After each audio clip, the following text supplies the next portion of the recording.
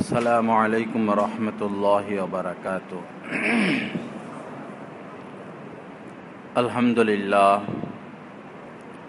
আলহামদুলিল্লাহি ওয়া কাফা ওয়া সালামুন আলা ইবাদিহিল্লাযীনা ইসতাফা, আম্মা বা'দ। আন যায়েদ ইবনে আরকাম রাদিয়াল্লাহু তাআলা আনহু قال قال أصحاب رسول الله صلى الله تعالى عليه وسلم ما هذه العظاهي يا رسول الله ما هذه العظاهي قال سنة أبيكم إبراهيم قالوا فما لنا فيها يا رسول الله قال بكل شعرة حسنة قالوا فالصوف يا رسول الله قال بكل شعرة من الصوف حسنة أو كما قال النبي صلى الله تعالى عليه وسلم اللهم صل على سيدنا ومولانا محمد وعلى آل سيدنا ومولانا محمد وبارك وسلم। হযরত যায়েদ ইবনে আরকাম রাদিয়াল্লাহু তাআলা আনহু থেকে বর্ণিত, সাহাবাগণ রাসূলুল্লাহ সাল্লাল্লাহু আলাইহি ওয়াসাল্লামের নিকট জানতে চেয়েছেন, মা হাযিহিল আযাহি, ইয়া রাসূলুল্লাহ এই কোরবানি কি?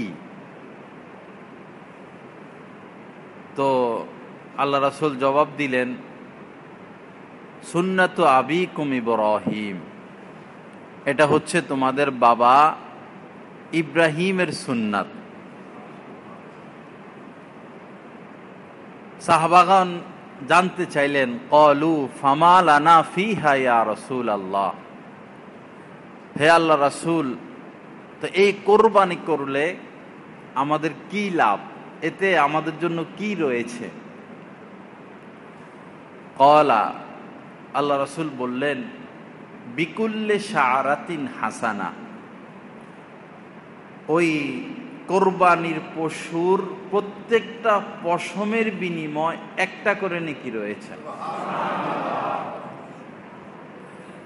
এত সওয়াবের কথা শুনে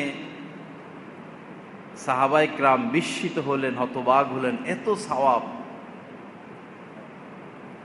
এখন কিছু কিছু পশু তো এমন আছে যাদের শরীরে পশম বেশি, গরু ছাগলের তুলনায় ভেড়া দুম্বার মধ্যে পশম বেশি।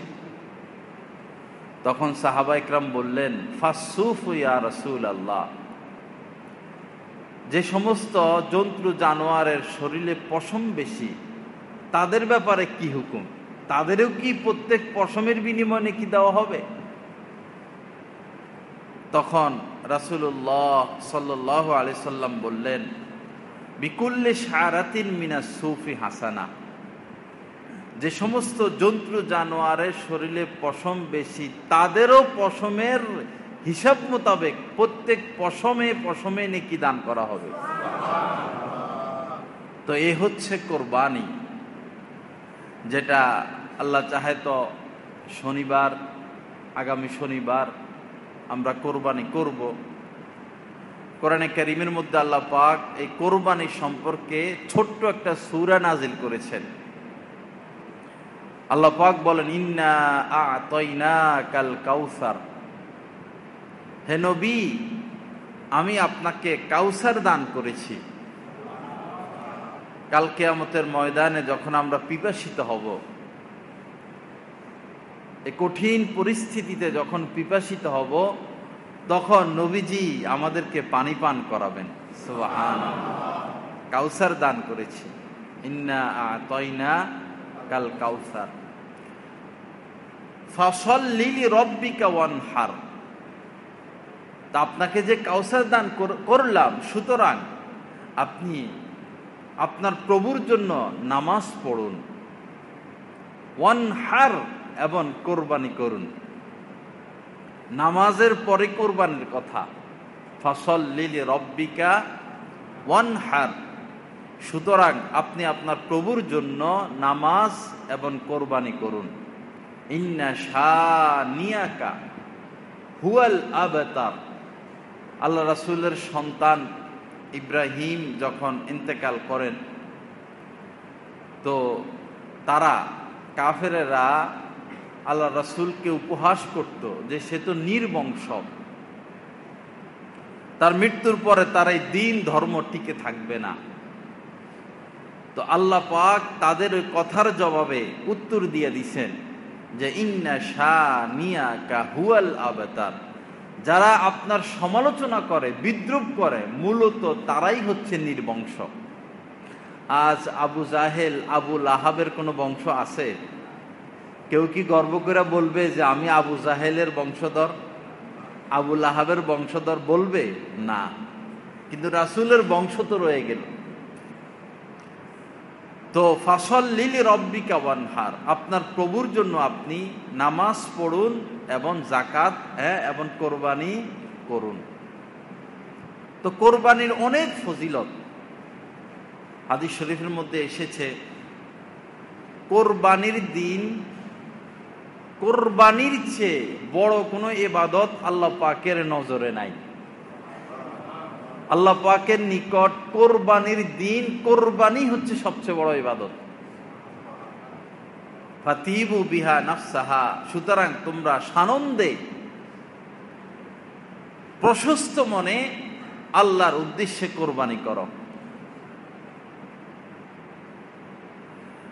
তো এই কোরবানি নিয়ে অনেক কথা, কাদের উপর কোরবানি ওয়াজিব, কেমন পশু কোরবানি করতে হবে, পশুর গুণ কি, কোরবানির পদ্ধতি, শরীকের পদ্ধতি, জবাই, চামড়া, অনেক অনেক কথা। তাই কোরবানি মূলত এটা আসছে আমাদের বাবা ইব্রাহিম আলাইহিস সালাতু ওয়াস সালামের নিকট থেকে। আল্লাহ পাক তাকে অনেক অনেক পরীক্ষা করছেন, সীমাহীন পরীক্ষা। এমনি এই খলিল হন নাই। আল্লাহ পাক যে বন্ধু ঘোষণা দিয়েছেন হযরত ইব্রাহিমকে, ইব্রাহিম আলাইহিস সালাতু ওয়াস সালামকে বন্ধু হিসাবে ঘোষণা দিয়েছেন, খলিলুল্লাহ, আল্লাহর বন্ধু, আল্লাহর খলিল। এটা এমনি হয় নাই। মনে করুন তার সন্তান ছিল না, প্রায় বৃদ্ধ বয়সে, 120 বছর বয়স, আর এদিকে ওনার স্ত্রীর বয়স 99।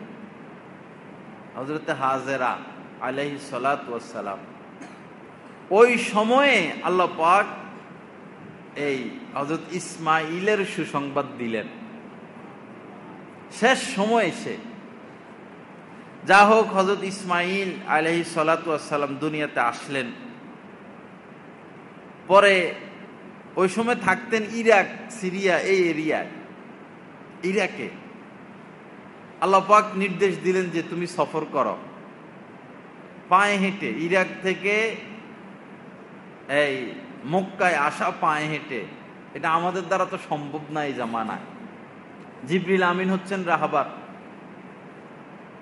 স্বামী হযরত ইব্রাহিম আলাইহিস সালাতু ওয়াস সালাম, তার স্ত্রীর সন্তান। রাহবার হযরত জিবরাইল। হাঁটতে হাঁটতে আর হাঁটতে পারেন না, আর হাঁটতে পারেন না। যখনই কোনো বসতি দেখতেন, হযরত ইব্রাহিম বলতেন আলাইহিস সালাতু ওয়াস সালাম যে এখানে তো বসতি আছে, এখানে আমরা বসবাস করি, এখানে থাকি। হযরত জিবরিল আমিন বলতেন এখানে থাকার অনুমতি নাই। এই সফর করতে করতে করতে করতে কত কষ্টের পর যখন মক্কায় পৌঁছলেন, তখন আবার হুকুম এসে গেল। মক্কা বলতে ওই সময় মক্কা শুধু মরুভূমি ছিল, কোনো আবাদ ছিল না, কিছুই ছিল না, শুধু মরুভূমি, পাহাড় মরুভূমি, কোনো গাছপালাও ততটা ছিল না। আল্লাহ পাক নির্দেশ দিলেন যে তুমি সিরিয়ায় ফিরে যাও। কথা এতটুকুই। স্ত্রী কি খাবে, সন্তান কি খাবে, কেমনে থাকবে, রাত্রে কেমনে থাকবে, দিনের রৌদ্র থেকে কিভাবে বাঁচবে, পানি কোথায়, খাদ্য কোথায়, এই সমস্ত কোনো মাসলা না। পরীক্ষা শুরু, তুমি এদেরকে রেখে চলে যাও। সোজা হাঁটা শুরু করছেন। সুবহানাল্লাহ। পিছনে আর ফিরে তাকান নাই। আল্লাহ বলছেন চলে যাও, চলে যাচ্ছেন। তো স্ত্রী বলল, আপনি আমাদেরকে রেখে কোথায় যাচ্ছেন? আমরা এখানে থাকবো কিভাবে, খাবো কি? একবার, দুইবার, তিনবার বলার পর হযরত ইব্রাহিম আলাইহিস সালাতু ওয়াস সালাম চুপ, কোনো আওয়াজ নাই। স্ত্রীর সাথে সাথে পিছে পিছে, পাশে পাশে। পরে শেষ কথা বললেন, এটা কি আল্লাহর হুকুম? নবীর স্ত্রী তো, সুবহানাল্লাহ। এই জামানার মহিলারা তো হইলে তো চুল ধরল, হ্যাঁ, আর মুখে দিয়ে যা আসতো তাই কইতো। লাস্ট বললেন যে এটা কি আল্লাহর হুকুম? হযরত ইব্রাহিম আলাইহিস সালাতু ওয়াস সালাম বললেন, হ্যাঁ, এটা আল্লাহ পাকের হুকুম। কথা শেষ। ইব্রাহিম আলাইহিস সালাম চলে আসলেন। পরে এখানে তো লম্বা ঘটনা, এটা তো আপনারা জানেনই, সেটা আমার বলা উদ্দেশ্য না। এরপরে আবার ফিরে আসলেন যখন ইসমাইল একটু বড় হলো, এখন হাঁটতে পারে। কোন কোন বর্ণনা আসছে 7 বছর, কোন কোন বর্ণনা আসছে 13 বছর বয়স। যখন ওই সময় সন্তানের প্রতি ভালোবাসা বেশি, মহব্বত বেশি, পাশে থাকে, ডাকে, আর সন্তানই তো আসল সম্পদ। তো হঠাৎই আল্লাহ পাক স্বপ্নে দেখালেন, তোমার প্রিয় বস্তু তুমি কোরবানি করো। প্রিয় বস্তু। বিয়ে করার পর পর যখন সন্তান হয় না, তখন স্ত্রী প্রিয় থাকে, স্বামীর কাছে স্ত্রী, স্ত্রীর কাছে স্বামী। সন্তান হওয়ার পরে দুজনের প্রিয় হয়ে যায় সন্তান। হযরত ইব্রাহিম আলাইহিস সালাতু ওয়াস সালাম বহুত চিন্তা করলেন, আমার প্রিয় বস্তু কি, প্রিয় বস্তু কি, প্রিয় বস্তু কি। পরে দেখলেন যে ইসমাইলই আমার প্রিয় বস্তু।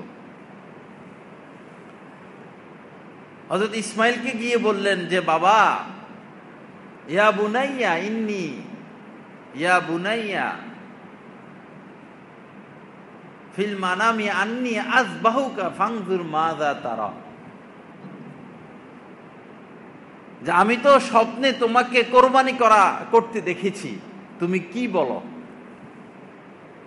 সন্তান দেখেন, এত ছোট বাবু কি তরবিয়ত পেলেন, কি শিক্ষা পেলেন। সন্তান কি তরবিয়ত পেলেন, কি শিক্ষা পেলেন। সন্তান বলল যে, ইফআল মা তুমার, ইয়া আবাতি ইফআল মা তুমার। হে আমার বাবা, আপনি স্বপ্নে যে নির্দেশ পেয়েছেন সেটাই আপনি বাস্তবায়ন করুন। সাতাজিদুনি ইনশাআল্লাহু মিনাস সাবিরিন। ইনশাআল্লাহ, ইনশাআল্লাহ আপনি আমাকে ধৈর্যশীলদের অন্তর্ভুক্ত পাবেন। মানে জবাই করার সময় আমি না করব না, কোনো বেয়াদবি করব না। তো এরপরে তো নিয়ে গেলেন, অনেক ঘটনা এখানে হয়েছে, ঘটনা আমি বলবো না। জবাই করে ঠিকই তিনি দিছেন, গলায় ছুরি চালিয়ে দিছেন। কিন্তু আল্লাহ পাকের ইচ্ছা তো ইসমাইলের জবাই না, ইব্রাহিমের পরীক্ষা। আল্লাহ পাক জান্নাত থেকে একটা দুম্বা পাঠাইয়া দিছেন, সেটা জবাই হয়ে গেল। তো আল্লাহ পাকের নিকট ওই আমলটা এত পছন্দনীয় হয়েছে যেন কিয়ামত পর্যন্ত এই আমল অব্যাহত থাকে, এই জন্যই কোরবানি। আল্লাহ পাক আমাদের সকলকে সানন্দে কোরবানি করার তৌফিক দান করেন। এখন কারা কোরবানি দিবে, কাদের উপর কোরবানি ওয়াজিব? আমাদের হিসাব মোতাবেক বেশিরভাগ মানুষ, কোন কোন মুফতিয়ানে কেরাম তো বলেন যে 95%, 100-এর মধ্যে 95% মানুষের উপর কোরবানি ওয়াজিব। এবং পুরুষের তুলনায় নারীদের উপর কোরবানি বেশি ওয়াজিব। অনেক সময় পুরুষের কাছে টাকা পয়সা থাকে না বা অল্প থাকে, কিন্তু নারীদের কাছে তো কিছু স্বর্ণ আছে, অল্প একটু স্বর্ণ প্লাস যদি তার কাছে 500-1000 টাকা থাকে বা রূপা থাকে, যোগফল যদি 42,000 টাকা হয় বর্তমান হিসাবে, 52.5 তোলা রূপার দাম বর্তমান বাজারে 42,000 টাকা। যদি ওই নারীর স্বর্ণ রূপা নগদ টাকা বা অতিরিক্ত আসবাবপত্র মিলে মাত্র ৪২,০০০ টাকার মালিক ওই মহিলা হয়ে থাকে ঈদের দিন 10 জিলহজ, 11 জিলহজ, 12 জিলহজ সন্ধ্যা পর্যন্ত যদি কোনো নারীর কাছে এই পরিমাণ সম্পদ থাকে, তার উপর কোরবানি ওয়াজিব দিতেই হবে। তাহলে আমাদের সমাজে কোনো মহিলা বাদ যাবে? ফকিরদের উপরও কোরবানি এসে যাবে। কিন্তু আমরা কি করি? পুরুষরা এক নাম দেই, নারীর দেওয়ার খবর নাই। এজন্য মা বোনদেরকে উৎসাহিত করতে হবে যে তোমার উপর তো কোরবানি ওয়াজিব দিতে হবে। প্রয়োজনে তুমি একটু স্বর্ণ বিক্রি করো বা ধার নাও। তো পুরুষের হিসাব এভাবে করতে হবে, এই 10 দিন, 10 জিলহজ, 11 জিলহজ, 12 জিলহজ, এই 3 দিন যেই পুরুষের নিকট এই পরিমাণ সম্পদ থাকবে, ৪২,০০০ টাকা পরিমাণ, বিস্তারিত আমি যাচ্ছি না। জাকাতের নেশাব হয় 4 জিনিসের উপরে: নগদ টাকা, স্বর্ণ, রূপা, ব্যবসায়িক পণ্য। এটা হলো জাকাতের নেশাব। কিন্তু কোরবানির নিসাব আরো সহজ। এই 4টা তো থাকবেই, বরং আপনার ঘরের অতিরিক্ত আসবাবপত্র, সুকেসের ভিতরের ওই জিনিসগুলো ধরা হয় না। এরপরে আপনার ঘরে খাট 2টা 3টা, 2টা ব্যবহার হয়, একটা ব্যবহার হয় না, সেটাও কোরবানির নেশাবে চলে আসবে। আপনার স্ত্রী বা আপনার অনেক জামা কাপড় সুকেসে ফালাইয়া রাখছেন, ধরেন না, ব্যবহার হয় না, যা কোরবানের নেশাবে সেটাও চলে আসবে। আপনার অতিরিক্ত ভাড়া ঘর, যে ঘরের ভাড়ার উপর আপনি নির্ভরশীল না, আপনার অতিরিক্ত জমি পড়ে আছে, ওই জমি, ওই অতিরিক্ত ঘরও জাকাত কোরবানের নেশাবে চলে আসবে। এখন যোগ দিবেন সব মিলে যোগ দিলে আওয়াজ যায় না?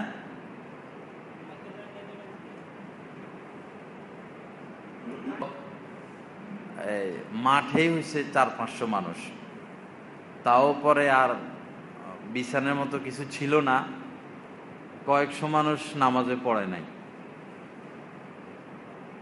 এখন অবস্থা সিরিয়াস। দ্বিতীয় তলা আজকে ছাদে ব্যবস্থা করা হয়েছে, ছাদের উপর সামিয়ানা দেওয়া হয়েছে, মানে মাইকে সমস্যা।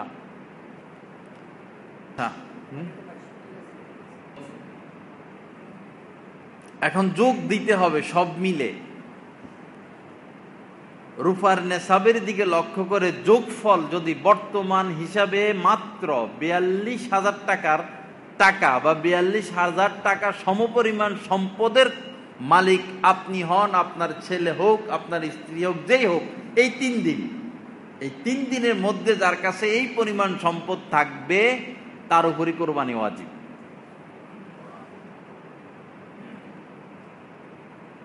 ওয়াজিব তরক করা মস্ত বড় পাপ, মস্ত বড় অপরাধ।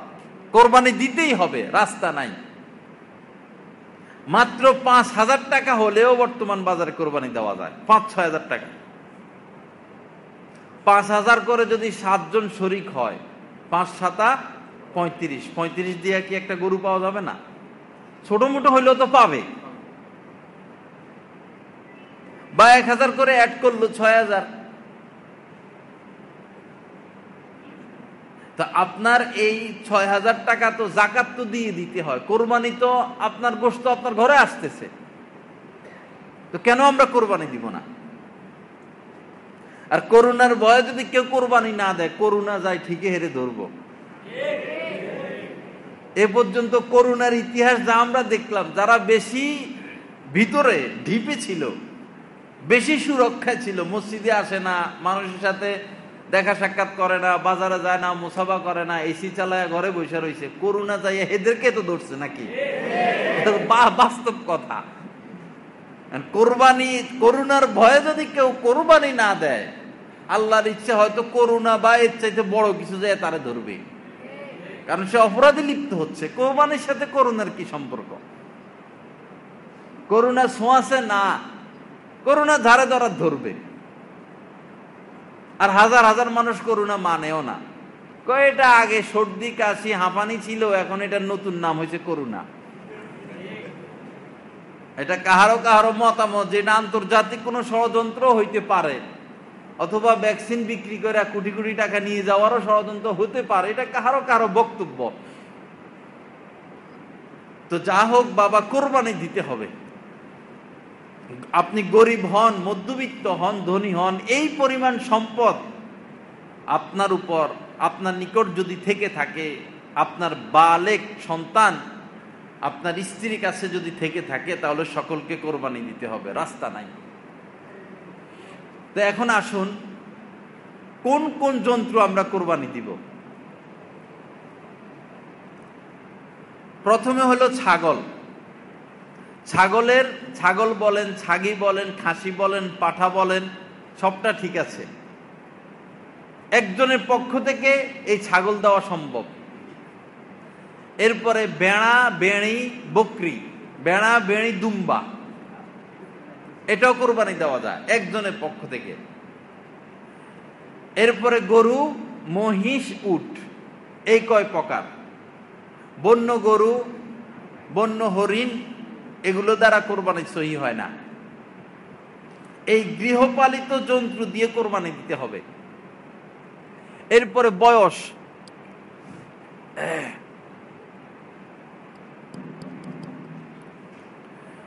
ছাগল, বেড়া, বেড়ি, দুম্বা, এদের বয়স কমপক্ষে 1 বছর হতে হবে। ছাগলের তো 1 বছর হওয়া লাগবে, এর নিচে হবে না।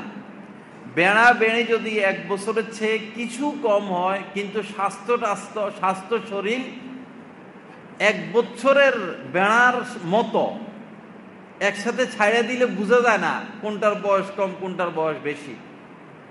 এরকম বেড়া, বেড়ির দ্বারা যাওয়া সম্ভব, তবে 6 মাসের নিচে আসা যাবে না। আর গরুর বয়স হলো 2 বছর। গরু, মহিষ কমপক্ষে তার বয়স 2 বছর হতে হবে।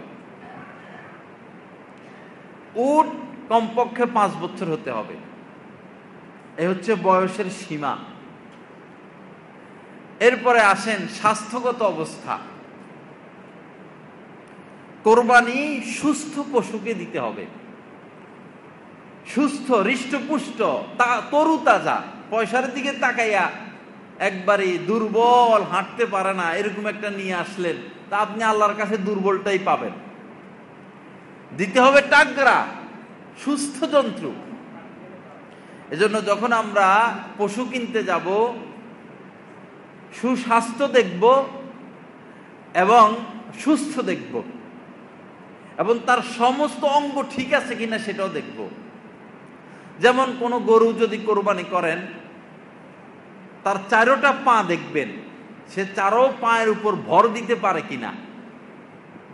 যদি এমন হয় কোনো গরু 3 পায়ের উপর ভর দেয়, 1 পায়ের উপর ভর দেয় না, ঢিলেও হালকা মাটির মধ্যে লাগায়, 3 পায়ে হাঁটে, তাহলে এই গরুর দ্বারা কোরবানি সহি হবে না।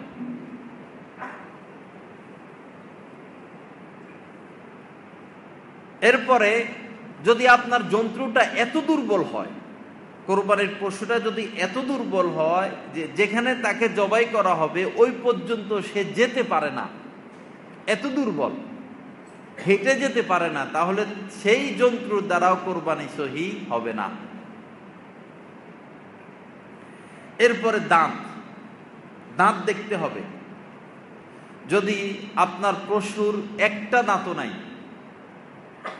ফলে সে ঘাস খাইতে পারে না চিবিয়ে, অথবা দাঁত থাকলেও 1-2টা আছে কিন্তু ঘাস চিবিয়ে খেতে পারে না, তাহলে সেই জন্তুর দ্বারা কোরবানি হবে না। দাঁত, পা, চক্ষু, যদি অন্ধ হয় কোরবানি হবে না। যদি এক চোখে দেখে তাও কোরবানি হবে না, দোনো চোখে তাকে দেখতে হবে। এ হলো চক্ষু।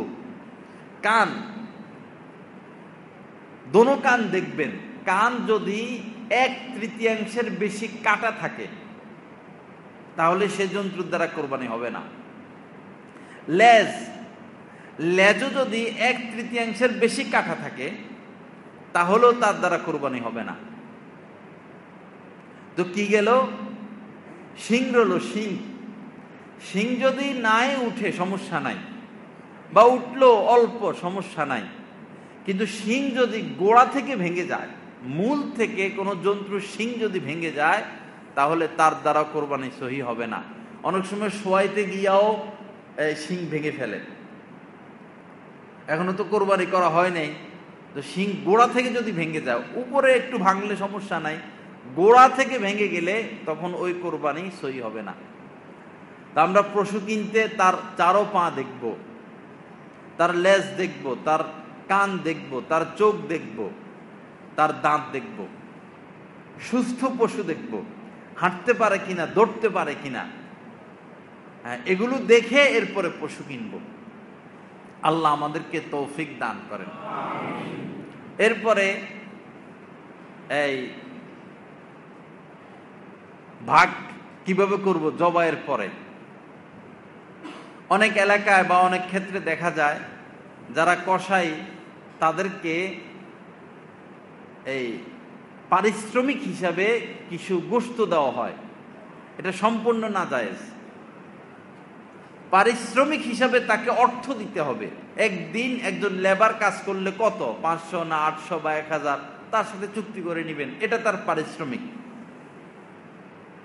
কোরবানের পশুর গোশত দিয়ে পারিশ্রমিক চলবে না। বাকি চুক্তি এটাই, তাকে আপনি এত দিবেন, এরপরে হাদিয়া হিসাবে যদি কিছু গোশত দিয়ে দেন, দেওয়াই উচিত। বেচারা কষ্ট করছে, অনেকে দেয় না, যে এদের সাথে তো চুক্তি হয়েছে 2000 টাকা গরু বানায় দিবে, আবার গোশত দিব কিসের জন্য? এটা মানবীয় আচরণ না। তারা কষ্ট করছে, তাদের তো একটা আত্মা আছে, নজর আছে, স্ত্রী সন্তান আছে, 2000 টাকা দিয়া কি বা গোশত পাবে বাজারে? এজন্য উচিত তাদেরকে খাওয়াইয়া দেওয়া অথবা তাদেরকে কিছু গোশত হাদিয়া দিয়ে দেওয়া, এটা উচিত। তো ভাগের ক্ষেত্রে যেটা করতে হয়, মুস্তাহাব যেটা, সেটা হলো 3 ভাগ করব গোশতকে আমরা। 1 ভাগ গরিব দুঃখীকে দিয়ে দিব, 1 ভাগ প্রতিবেশী আত্মীয় স্বজন বন্ধু বান্ধবকে দিব, আর 1 ভাগ নিজে নিব। পুরা গরু আপনি যদি নিয়ে যান, আপনার ফ্রিজে নিয়ে ঢুকান, জায়েজ আছে, তবে এটা তো কোরবানি হলো না। কোরবানি মানে তো ত্যাগ। ত্যাগ। কোরবানি কয়েক প্রকার: মালের কোরবানি, জানের কোরবানি, মনের কোরবানি।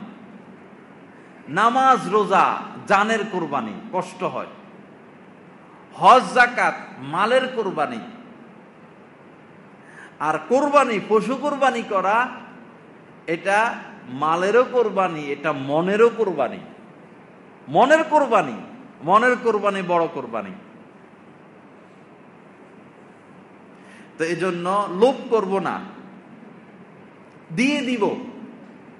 এই দেওয়ার মধ্যে সুখ। এখন যদি এমন হয় কেউ গরিব, এভাবে বন্টন করা যায়। গরিব মানুষ কষ্ট করে 500,000 টাকা দিয়ে কোরবানি দিল, ওয়াজিব আদায় করলো, তো সে চাইলে সব বস্তু রেখে দেখ, গরিব মানুষ, তার জন্য ঠিক আছে, সে নিজেই তো গরিব।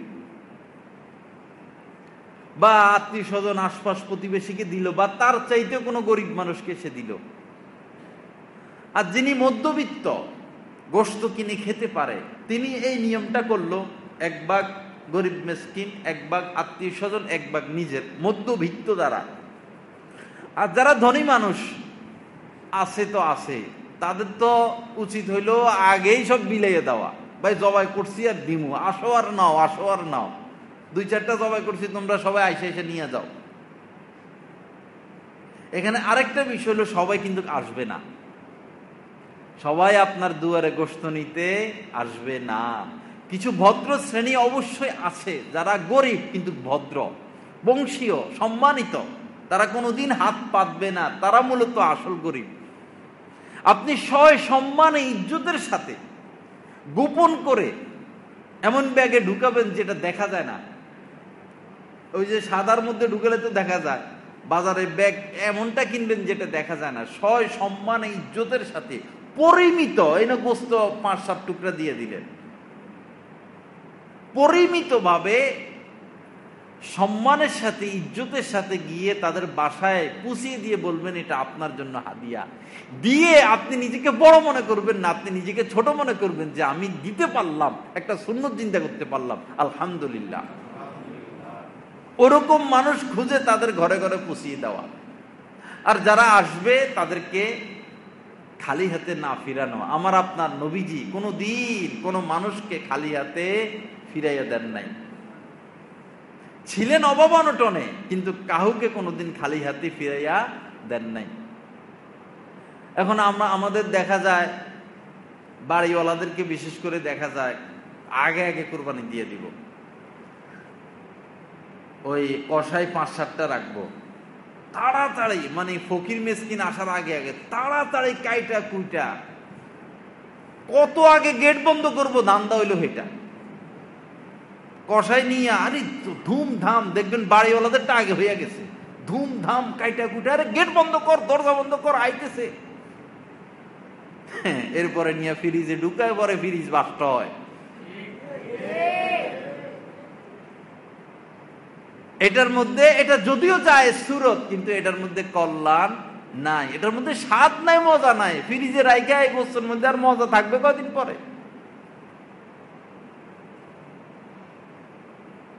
আল্লাহ আমাদেরকে হেফাজত করেন। তো এরকম না করা ভাই। তো কোরবানি হলো না, ত্যাগ হলো না। কোরবানি কোরবানি, ত্যাগ ত্যাগ। আল্লাহ ত্যাগ দেখতে চান। হজের সময় আমরা কত পশু জবাই করছি, গোশত কয়জনে খাইছি? গোশত কয়জনে খাইছি? ওই জায়গায় তো ত্যাগ করে এসেছি আমরা, এটাও ত্যাগ করি না আমরা। সমস্ত গরিব মুসলমানদের ঘরে যেন ভরপুর গোশত থাকে, এমন ভাবে আমরা দান করব, সহযোগিতা করব, সমস্ত মুসলমানের ঘরে ঘরে গোশত, যারা সকল গরিব মানুষের মুখে হাসি ফুটে, তৃপ্তি সহকারে তারা খাইতে পারে। তারা গোশত নিয়ে বিক্রি করুক, কয় এরা নিয়ে বিক্রি করবে, এগুলো দিয়ে লাভ কি? এই আপনার এই দান্দা করার দরকার নাই তো, তারা যা করার তাই করুক। আপনার দায়িত্ব দেওয়ার আপনি দিবেন, আপনার নজর সে জায়গায় কেন যাবে? আল্লাহ পাক আমাদেরকে হেফাজত করেন। আল্লাহ পাক আমাদেরকে উৎসর্গিত হওয়ার তৌফিক দান করেন। এজন্য বাবা এইভাবে 3 ভাগ করব আমরা, এটার মধ্যে কল্যাণ রয়েছে। আল্লাহ রাসূল 100টা উট কোরবানি করছেন। কয় উটের গোশত ঘরে নিছেন?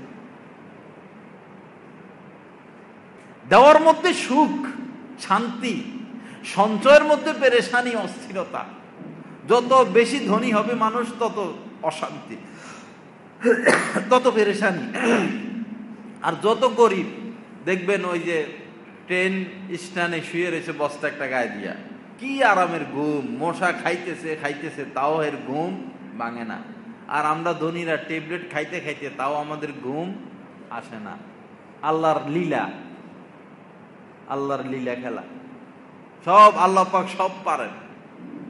সম্পদ কখনো সুখ দেয় না, সঞ্চয় কখনো, বিশেষ করে অবৈধ সঞ্চয় কখনো মানুষকে সুখ দিতে পারে না।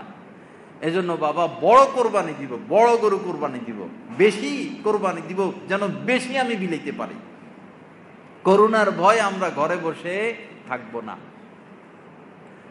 এই আর শরীকের ক্ষেত্রে যে কথাগুলো, সেটা হলো একটা গরু, মহিষ, উট 7 ব্যক্তির পক্ষ থেকে কোরবানি করা যায়।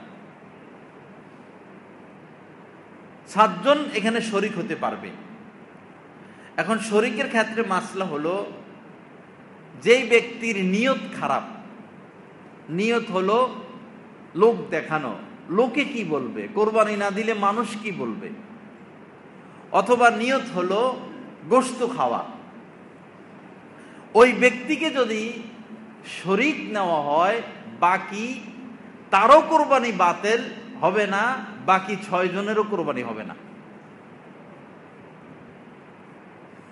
কঠিন বিষয়। এরপরে আরেকটা হলো, আপনি যাকে শরীক নিবেন, 7 জন পর্যন্ত নেওয়া যায়, 6 জন হইতে পারে, 3 জন হইতে পারে, 4 জন হইতে পারে। যাকে শরীক নিবেন তার ইনকামটা দেখতে হবে। সে কোন লাইনে চাকরি করে, তার চাকরিটা যদি অমুক অমুক লাইনে হয় তাহলে তো তার ইনকাম হারাম। সে সুদখোর কিনা ঘুষখোর কিনা এটা দেখতে হবে। যার ইনকাম পুরাটাই হারাম অথবা যার ইনকাম অর্ধেকের বেশি হারাম, তাকে যদি শরীক নেওয়া হয় তাহলে আপনাদের সকলের কোরবানি শেষ হবে না, জায়েজে হবে না, কোরবানি হবে না, তারা হবে না। আর আপনি ধনী মানুষ একাই কোরবানি দিবেন, পশু কিনলেন হারাম টাকা দিয়া বা খারাপ নিয়তে। এলাকার মধ্যে আমি বড় সম্পদশালী, আমার গরুটা যদি সবচেয়ে বড় না হয় মানুষ কি বলবে, যদি নিয়ত উল্টাপাল্টা হয় তাহলে কোরবানি হবে না। এজন্য শরীক নির্বাচনের ক্ষেত্রটা কোরবানির ক্ষেত্রে সবচেয়ে বড় ইম্পর্টেন্ট। বলে নিতে হবে যে ভাই আমাদের নিয়ত আল্লাহর সন্তুষ্টি।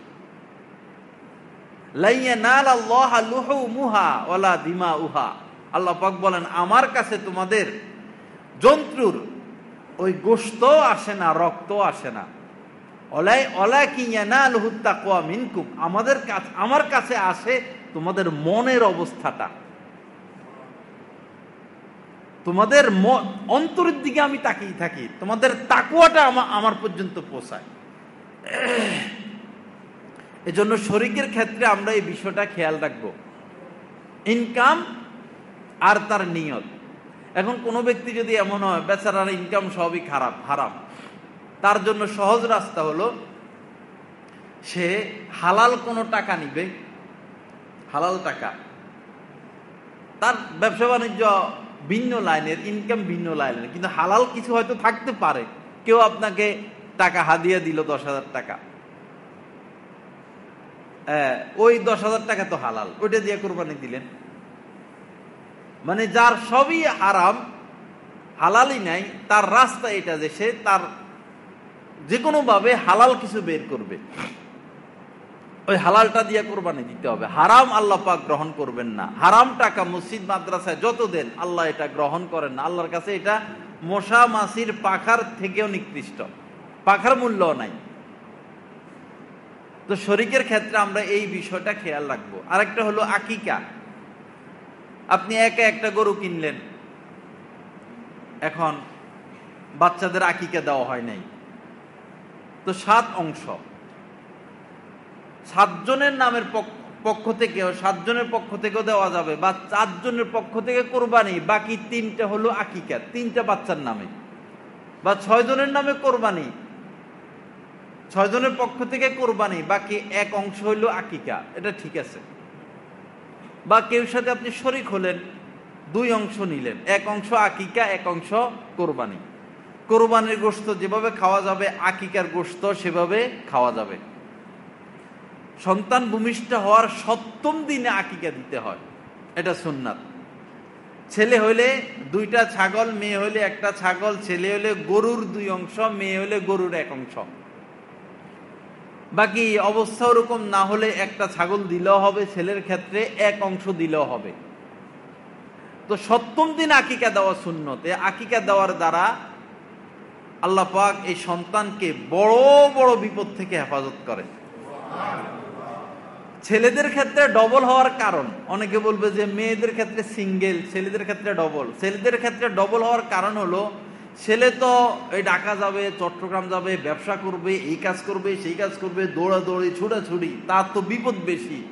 মেয়ে তো ঘরে থাকবে, তার তো বিপদ কম। ছেলে তো সারাদিনে ছুটাছুটি করবে, তো তার যেহেতু বিপদ বেশি এজন্য তার জন্য 2টা। আর মেয়ের যেহেতু বিপদ কম, সে ঘরে থাকবে, এজন্য মেয়ের 1টা। তো এভাবে আমরা পশুর মধ্যে এই কোরবানির এভাবে আমরা অ্যাড করতে পারি, আকিকা দিতে পারি। আল্লাহ পাক আমাদেরকে খুব তৌফিক দান করেন।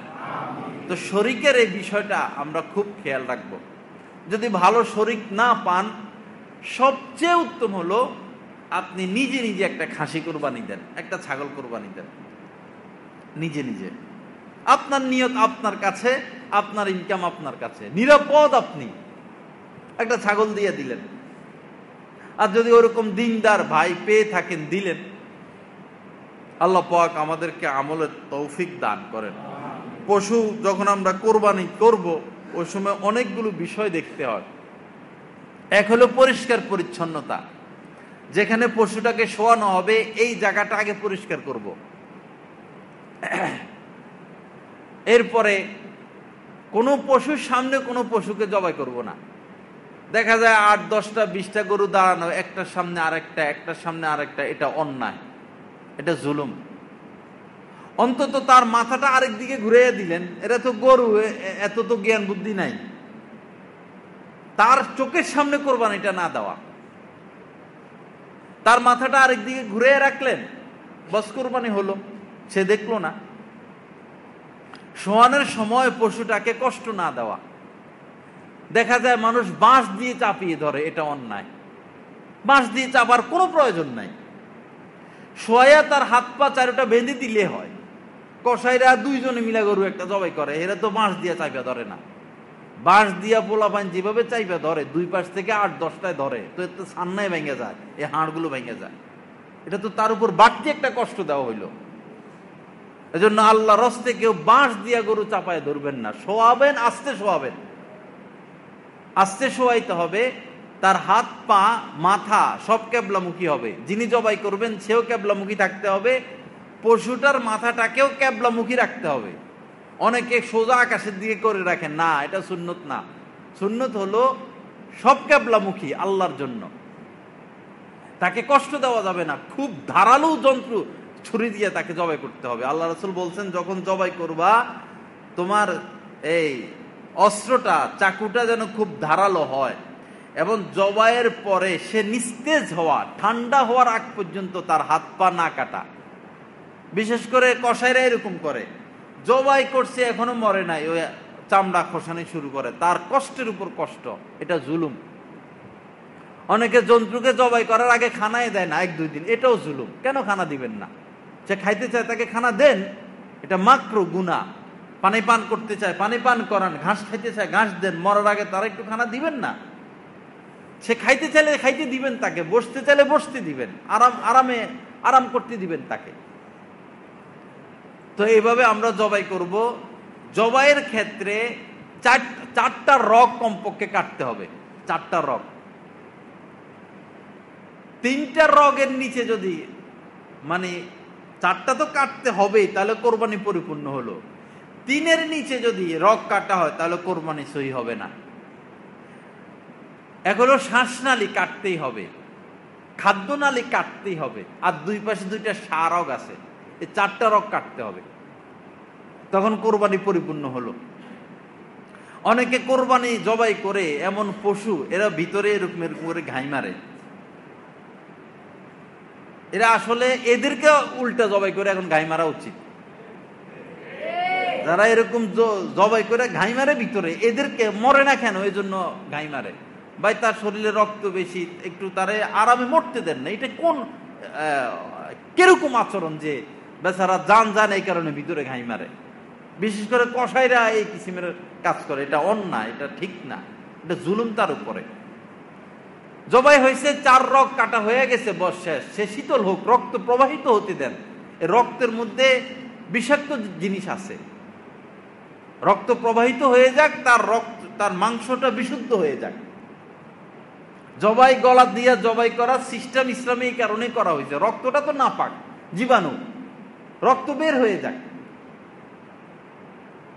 এই আরেকটা বিষয় হলো যে ওই যে স্থানে আমি কোরবানি করব, সাধারণত রাস্তাতে করা হয়, অবশ্যই আমি আমার জায়গাটা পরিষ্কার করে দিব, নাহলে কে করবে? সরকারের হাতে এত লোক নাই যে সরকারি লোক আইসা রাস্তা সাফ করবে, এত লোক নাই। এই এলাকায় আমি আপনি থাকবো। নাযিফু আফনিয়াতা বুয়ুতিকুম, আল্লাহ রাসূল বলেছেন ঘরের আশপাশ পরিষ্কার রাখো। জীবনে কোনোদিন আমরা এই হাদিসের উপর মনে হয় না আমল করছি। আর আমরা তো ঘরের আশপাশ রাখিয়ে না, বাপরে বাপ, 1 বিঘা হাত জায়গা ছাড়বো, একবারে ওয়াল একটার সাথে আরেকটা এমন ভাবে উঠায় পরে আর জানালা খুলতে পারে না। তো আপনার এই বিল্ডিং করে লাভ কি? সারা জীবন কষ্টে কষ্টে আপনি থাকলেন, গন্ধ, বাতাস প্রবাহিত হয় না, বাতাস আসে না। যেটা সীমানা, সীমানা থেকে আপনি এক হাত ছেড়ে দেন, উনিও এক হাত ছেড়ে দেন, দোনোজন এক হাত ছাড়ুক, যেন বাতাস আপ ডাউন হইতে পারে, এটারও সুন্দর। এখন সেটা ছাড়বে কি, রাস্তায় তো রাখে না, হাঁটার রাস্তায় নেই, আশপাশ ঘুরে দেখেন না, হাঁটার রাস্তা নাই, মরলে পরে কোলে করে মনে বৌমারে ঘর থেকে বাইর করে, মরলে এই লোভের কারণে পরে কোলে করে, হ্যাঁ, পরে খাটে শোয়াইয়া ওই জালেমদেরকে মানে কবর দেওয়া যায় না। লোভ এমন জিনিস, হুব্বুদ দুনিয়া রাসু কুল্লি খাতিয়া, দুনিয়ার প্রেম ভালোবাসা মোহ হচ্ছে সমস্ত পাপের মূল। এজন্য এমন না করা। আল্লাহ আমাদেরকে হেফাজত করেন। তো এই রাস্তাঘাট আমি আমার দায়িত্বে পরিষ্কার করব। নাড়ি ভুড়ি পরিষ্কারের যে ময়লাগুলো, এগুলো ড্রেনে ছেড়ে, ড্রেনে রেখে পরে পানি মেরে দিতে হবে, যেন ড্রেনটা পরিষ্কার হয়ে যায়, রক্তগুলো যেন লেগে না থাকে। এটা আমরা আমাদের নিজ জিম্মাদারিতে করব। আল্লাহ পাক আমাদেরকে আমল করার তৌফিক দান করেন। আর একটা গুরুত্বপূর্ণ বিষয় হলো, অনেক মানে বিশেষ করে যুবক ছেলেরা আছে, ভিডিও করে, ওই জবাইয়ের দৃশ্যগুলো ভিডিও করে, এরপরে এটা নেটে ছেড়ে দেয়, পরে অমুসলিমরা মুসলমানদেরকে নিয়ে সমালোচনা করে, ভাই একটা গরুকে জবাই করা হবে, এখানে ভিডিও করার কি আছে? এটা তো একটা হারাম কাজ, এটা নাজায়েজ কাজ। যত বড় হুজুরে কাজ করুক, সে এই কাজটা সই করে নাই।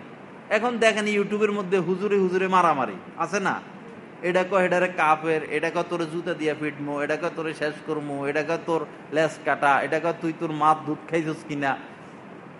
মানে জন্তু জানোয়ারের আচরণের মতো হয়ে গেছে। যদি তারা এই কোরআন হাদিস মানতো, ভিডিও হারাম, হারামই হারাম। আমরা ইসলামের জরুরত দেখাইয়া ভিডিওতে যাব না। যদি হক্কানি আলেমদের মতো মসজিদ মাদ্রাসা কেন্দ্রিক ভিতরে থাকতো, তাহলে তারা এই ফেতনায় পড়তো না। যেই গেছে ইউটিউবে, সেই ফেতনায় পড়ছে, সেই বিপদে পড়ছে, সেই সমালোচিত হয়েছে, কারণ নাজায়েজ পথ তারা অবলম্বন করছে। আর যারাও ভিডিও থেকে নিরাপদ, তারা ফেতনা থেকে নিরাপদ। ইউটিউবের দ্বারা মুহূর্তে আকাশে উঠা যায়, হাজার হাজার দর্শক, লক্ষ লক্ষ ভক্ত, বাপরে বাপ, আবার ঠাস করে জমিনে পড়তেও দেরি হয় না, কারণ এটা নাজায়েজ তরিকা। যাক, আমি সেদিকে যাব না। যুবক ভাইদের প্রতি অনুরোধ, আমরা কোরবানির দৃশ্যগুলো এই ক্যামেরাবন্দি না করি, ভিডিও না করি, এবং এটা নেটে না ছাড়ে। এটা ভিডিও করার কিছু না, একটা নেকের কাজ করা হইতেছে। এখন আমরা আল্লাহর দিকে রুজু হয়ে থাকবো, আল্লাহ কোরবানি কবুল করো, আল্লাহ কোরবানি কবুল করো, আল্লাহ কোরবানি কবুল করো, ইস্তেগফার, আস্তাগফিরুল্লাহ, আস্তাগফিরুল্লাহ, মনে তো কত কিছু আসবে। বারবার আল্লাহর দিকে রুজু, আল্লাহ কোরবানি কবুল করেন, আল্লাহ কোরবানি কবুল করেন, আল্লাহ কবুল করেন, আল্লাহ ইখলাস দেন, আল্লাহ ইখলাস দেন, বারবার লা হাওলা ওয়ালা কুওয়াতা ইল্লা বিল্লাহ, লা হাওলা ওয়ালা কুওয়াতা ইল্লা বিল্লাহ। জিকির আজকারের মধ্যে থাকা, এটা আনন্দের বিষয় না, এই সময় ইবাদতের বিষয়, যেন আমার কোরবানি কবুল হয়। আগের জামানায় কোরবানির সিস্টেম ছিল, পাহাড়ের উপর নিয়ে জন্তু রেখে আসতো, পাহাড়ের উপরে 20 এলাকার 20 জন কোরবানি দিবে, তো 20টা পশু রেখে আসতো পাহাড়ের উপরে। তা এখলাসের উপর কবুলিয়াত, যার যার এখলাস ছিল, তাকওয়া ছিল, আকাশ থেকে একটা আগুনের মতো একটা জিনিস আসতো, এসে ওই পশুটাকে নিয়ে যাইত বা পশুটাকে গিলে ফেলতো। আর যার এখলাস ছিল না, তার পশুটাকে ওই আকাশ থেকে আগুনটা এসে খেয়ে ফেলতো না, তার কোরবানি কবুল হইতো না। যার পশুটা আগুন এসে খেয়ে ফেলতো, তার কোরবানিটাই সহি হইতো। এখন এই জামানায়ও যদি আল্লাহ পাক এই সিস্টেম রাখতেন, আল্লাহ আমাদেরকে হেফাজত করছে, তাহলে মনে হয় কয়জনের কোরবানি কবুল হইতো না হইতো, কত ফেতনা যে হইতো। ভিডিও করে করে এগুলো ছাড়তো, আরে অমুক খতিব সাহেবেরটাই কবুল হয় নাই, আর আমাদেরটা কেমনে কবুল হইব, আরে আজি সাহেবেরটাই কবুল হয় নাই, আমাদেরটা আর কি হইব। আল্লাহর কত বড় এহসান, তিনি দোষ গোপন রাখছেন, কত বড় মেহেরবানি, কত বড় মেহেরবানি। তো ওই সময় আমরা আমোদ ফুর্তিতে মেতে না উঠি। যিনি কোরবানি করবেন, আপনার পশু আপনি জবাই করবেন। যদি আপনি না পারেন, কেউ করে দিল, কিন্তু আপনি সামনে থাকবেন। পুরুষ হলে, মহিলারা ঘরের ভিতর থাকবে। দেখা যায় ওই দিন মহিলারা আরো বেশি বাইরে হয়ে চলে আসে, পর্দা পশিদা নাই, এজন্যই তো খোদার রহমত নাই। আপনার পশু আপনি জবাই করবেন, যিনি জবাই করবে অবশ্যই তাকে বিসমিল্লাহি আল্লাহু আকবার উচ্চ আওয়াজে। হযরত থানভী রাহমাতুল্লাহ আলাইহি লিখছেন, যখন আল্লাহু আকবার বলা হয়, জন্তুর কানে আল্লাহু আকবারের আওয়াজ পৌঁছায়, ওই জন্তু আল্লাহ পাকের প্রেমে এতটা বিভোর হয়, ওই বিভোরতার কারণে তার জবাইয়ের কষ্ট অতটা অনুভব হয় না। এজন্য জোরে আল্লাহু আকবার বলবেন। যারা জায়গা পান না, ৩য় তলায় ব্যবস্থা করা হয়েছে, ছাদে যারা মাঠে আছেন বা বাইরে আছেন, মসজিদের ২য় তলায় নামাজের ব্যবস্থা করা হয়েছে, সেখানে চলে যান দয়া করে। ২য় তলার ছাদে ব্যবস্থা করা হয়েছে। তো এই হচ্ছে বিষয়, উনি আল্লাহু আকবার বলতে হবে। ইচ্ছা করে ছাড়া দিলে তো কোরবানি হবে না। আবার দেখা যায় যে যিনি জবাই করে তিনি একটু জবাই করে চলে যান, পরে কষায় এসে আবার আরেকটু জবাই করে। এই ক্ষেত্রে দুজনকেই বিসমিল্লাহে আল্লাহু আকবার বলতে হবে। কষাইকেও বলতে হবে, যিনি প্রথমে জবাই করছেন তাকেও বলতে হবে। দুইজনের একজনের যদি ছুটে যায় তাহলে সমস্যা আছে, দুজনকে পড়তে হবে বিসমিল্লাহি আল্লাহু আকবার উচ্চ আওয়াজে। যখন এই মুরগি টুরগি কিনি আমরা, মুসলমান জবাই করতে হবে শর্ত। এবং বিসমিল্লাহে আল্লাহু আকবার আপনি বলবেন, ভাই বলেন বিসমিল্লাহে আল্লাহু আকবার। আমি মুরগি কিনলে আমি স্মরণ করাই দিই, ভাই বলো বিসমিল্লাহে আল্লাহু আকবার। অনেক সময় মনে থাকে না, সারাদিন জবাই করে, এদেরকে মনে করাইয়া দিবেন, বিসমিল্লাহে আল্লাহু আকবার বলে মনে করাইয়া দিবেন। আল্লাহ আমাদেরকে তৌফিক দান করেন। তো এই হইল পশুর ক্ষেত্রে গুরুত্বপূর্ণ বিষয়গুলো, আমরা এগুলো খুব খেয়াল রাখবো, এই অনুযায়ী আমরা আমল করব। আল্লাহ পাক আমাদেরকে তৌফিক দান করেন। তো শুরুর হাদিসটা আবার শুনাইয়া দেই। সাহাবায়ে কেরাম বললেন যে, ইয়া রাসূলুল্লাহ মা হাযিহিল আযাহি, হে আল্লাহ রাসূল এই কুরবানি কি? আল্লাহ রাসূল বললেন, সুন্নাতু আবিকুম ইব্রাহিম আলাইহিস সালাতু ওয়াস সালাম, তোমাদের পিতা তোমাদের বাবা ইব্রাহিম আলাইহিস সালাতু ওয়াস সালামের সুন্নাত, বাকি আমাদের জন্য ওয়াজিব। সাহাবায়ে কেরাম বললেন, ফামা লানা ফিহা ইয়া রাসূলুল্লাহ, এই যে কুরবানি করব এতে আমাদের লাভ কি? আল্লাহ রাসূল বললেন, বিকুল্লি শাআরাতিন হাসানা, প্রত্যেক পশমের বিনিময় একটা করে নেকি। ফামা সুফু ইয়া রাসূলুল্লাহ, সাহাবায়ে কেরাম বললেন, তো যাদের পশম বেশি, যে সমস্ত জন্তু জানোয়ারের, আল্লাহ রাসূল বললেন, বিকুল্লি শাআরাতিন মিনাস সুফি হাসানা, যে সমস্ত জন্তু জানোয়ারের পশম বেশি তাদেরও পশম হিসাবে প্রত্যেক পশমের বিনিময়ে একটা একটা করে নেকি দেওয়া হবে। এজন্য বাবা আল্লাহর রাস্তায় কেউ কোরবানি না করে থাকবো না। যার হাতে, সংক্ষেপে বলতেছি, ঈদের দিন, ঈদের পরের দিন এবং পরের দিন, এই 3 দিন যার হাতে, নারী হোক পুরুষ হোক, বালেগ কোনো ছেলে ফেলে হোক, পোলাপাইনের কাছেও ব্যাংক অ্যাকাউন্ট আছে, 15 বছরের পোলা বালেগ হয়েছে, 16 বছরের ছেলে বালেগ হয়েছে, তার ব্যাংক অ্যাকাউন্ট আছে, অথবা তার অতিরিক্ত সম্পদ আছে, তার উপরও কোরবানি। নারী হোক পুরুষ হোক, বালেগ ছেলে মেয়ে হোক, এই 3 দিন যার হাতে 42,000 টাকা পরিমাণ সম্পদ থাকবে, বিস্তারিত না গিয়ে সংক্ষেপে বলে দিলাম, রূপার নেশাব মোতাবেক 42,000 টাকা পরিমাণ সম্পদ যার হাতে থাকবে তাকে কোরবানি দিতে হবে, তার উপর ওয়াজিব। ভাই এত বড় হুকুম আমরা আল্লাহর রাস্তায় লঙ্ঘন না করি। আপনি 5,000 টাকা খরচ করলে কোরবানি দিতে পারবেন, 5-6 টাকা দিয়ে কোরবানি সম্ভব। করুণার ভয়ে কোরবানি ছেড়ে দিবেন, আল্লাহর গজব আরো বেশি আসবে। এই কাজ আমরা করব না। আল্লাহ পাক আমাদেরকে হেফাজত করেন। বিশেষ করে মহিলাদেরকে বলবো যে তোমাদের তো স্বর্ণ গয়না আছে, 42,000 টাকা তো কানের দুল দুইটা, নাক কান হাতে আইসা যায়, কিছু টাকা পয়সা থাকলে নেশাব তো হয়েই যায়, কিন্তু তারা তো কোরবানি দিচ্ছে না। যাকাতও নারীরা কম দেয়, কোরবানিরাও নারীরা কম দেয়। আর এই জন্য আল্লাহ রাসূল বলছেন, জাহান্নামে আমি নারীদেরকে বেশি দেখছি। মেরাজে আল্লাহ পাক আল্লাহ রাসূলকে জান্নাতও দেখিয়েছেন, জাহান্নামও দেখিয়েছেন। জান্নাতের ক্ষেত্রে আল্লাহ রাসূল বলেছেন, জান্নাতে আমি গরিবদেরকে বেশি দেখছি, সুবহানাল্লাহ, আর জাহান্নামে আমি নারীদেরকে বেশি দেখছি। পাপের দিকে নারীরাই আকর্ষিত করে, টেনে নেয়, স্বামীর নাফরমানি করে, অশুকরিয়া করে। তো ইনশাআল্লাহ আমরা সানন্দ চিত্তে কোরবানি করব।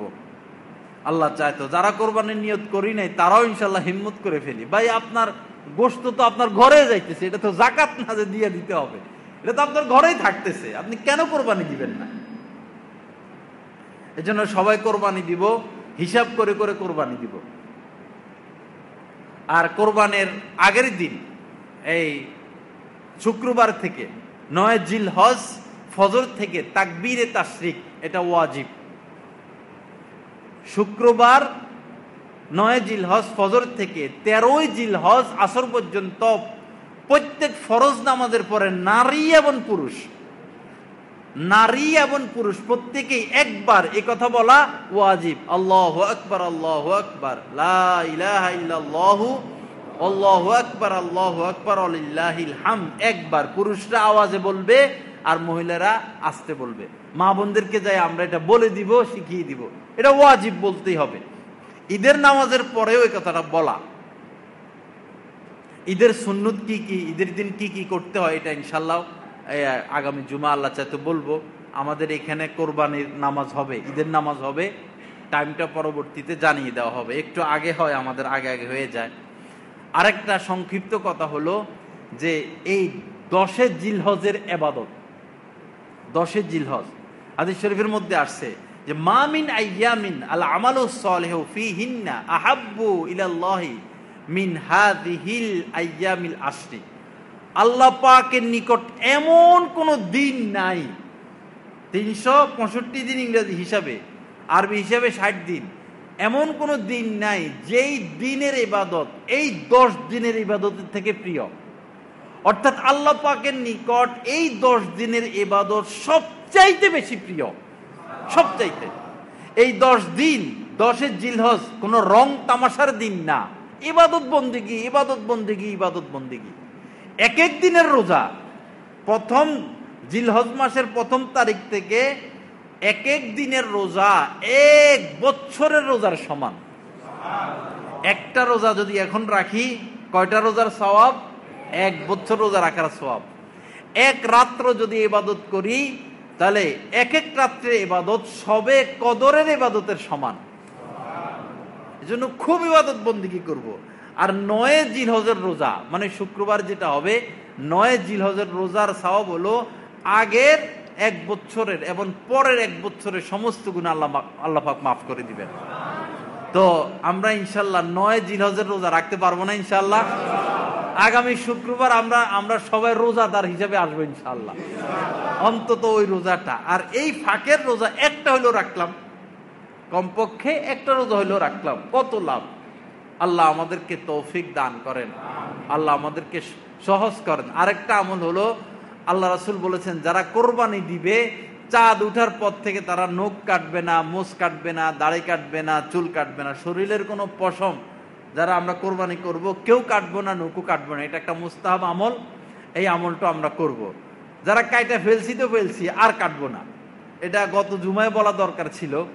চাঁদ উঠা থেকে এরপরে পশু জবাই পর্যন্ত আমরা হাত পায়ের নখ পশম টসম এটা ধৈর্য ধরব। মোষ বড় হইতেছে হোক, একটু ধৈর্য ধরা একটা মুস্তাহাব আমল আমাদের দ্বারা জিন্দা হয়ে যাক। আল্লাহ পাক জাল্লা জালালু আমাদেরকে আমলের তৌফিক দান করেন। ভাই একটু এই যে হাজার হাজার মানুষ আসে, জায়গা দিতে পারি না, মাঠে কয়েকশো মানুষ হয়, ফিলার পর্যন্ত হয়ে গেছে, আর শুধু ছাদ ডালাই। বৈরবের মতো জায়গায় যদি এতবার আমার ভিক্ষা করার আগে আপনাদের কাছে, তা আমারে মন চায় বিষ খেয়ে মরে যাই, দুঃখে কষ্টে মন চায় আমি বিষ খেয়ে মরে যাই। কি করবো? একটা ছাদ যদি আমাদের দ্বারা দেওয়া সম্ভব না হয় তার কি করার আছে?